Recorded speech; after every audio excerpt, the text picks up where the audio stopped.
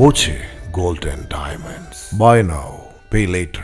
പാലക്കാട് ബിജെപിയുടെ സ്ഥാനാർത്ഥി പ്രഖ്യാപനം വരും മുമ്പേ പാലക്കാട് പ്രചരണം തുടങ്ങി ശോഭാ സുരേന്ദ്രൻ. ഔദ്യോഗിക പ്രഖ്യാപനത്തിന് മുമ്പ് തന്നെ സ്ഥാനാർത്ഥികൾ മണ്ഡലത്തിൽ സജീവമാവുകയാണ്. പാലക്കാട് മണ്ഡലത്തിൽ ബിജെപി ചുവരെഴുത്ത് ആരംഭിച്ചിട്ടുണ്ട്.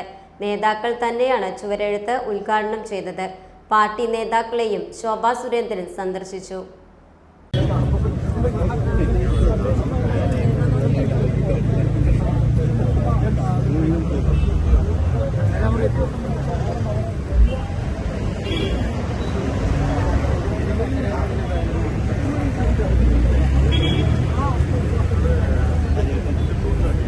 അതേസമയം പാലക്കാട്ടെ ശോഭാ സുരേന്ദ്രന്റെ പരിപാടിയിൽ നിന്ന് ബിജെപി ജില്ലാ അധ്യക്ഷൻ പ്രശാന്ത് ശിവൻ വിട്ടുനിന്നത് ചർച്ചയായി.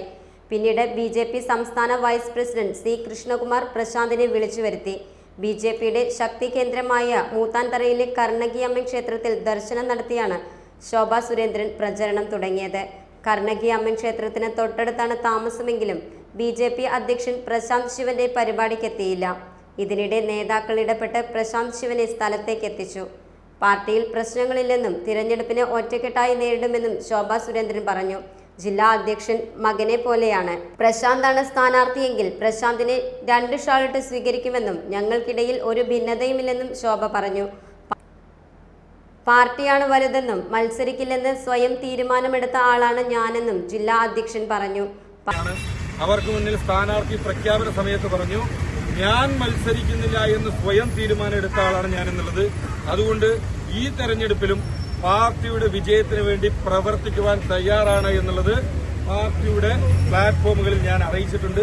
അതുകൊണ്ട് പാർട്ടിയുടെ തെരഞ്ഞെടുപ്പ് രംഗത്ത് ഞാൻ മത്സരിക്കുന്ന കാര്യത്തിൽ ഞാൻ മത്സരിക്കുന്നില്ല എന്നുള്ളത് വ്യക്തിപരമായി തീരുമാനമെടുത്ത ആളാണ് ഞാൻ. പാലക്കാട് പ്രശാന്ത് ശിവന്റെ പേര് വെട്ടിയാണ് ശോഭയെ പരിഗണിച്ചെന്നാണ് റിപ്പോർട്ട്. പകരം നെന്മാറ സീറ്റ് നൽകാമെന്ന് പറഞ്ഞിരുന്നെങ്കിലും BDJS വിട്ടു നൽകിയില്ല. 2016 ശോഭാ സുരേന്ദ്രൻ പാലക്കാട് മത്സരിച്ചപ്പോൾ 2ാം സ്ഥാനത്തെത്തിയിരുന്നു.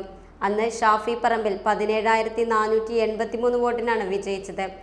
ഷാഫി പറമ്പിലിന് 57,559 വോട്ടും ശോഭാ സുരേന്ദ്രന് 40,076 വോട്ടുമാണ് ലഭിച്ചത്. 2021 ഈ ശ്രീധരൻ മത്സരിച്ചപ്പോഴും BJP 2ാം സ്ഥാനം നിലനിർത്തി.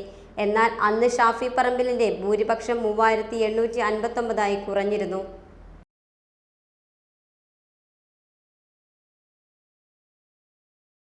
Time Kids Preschool, Mannannur Road, Vaniyamkulam. Dot View News. കാഴ്ചകളാണ് ലോകം, കണ്ടു തുടങ്ങുക.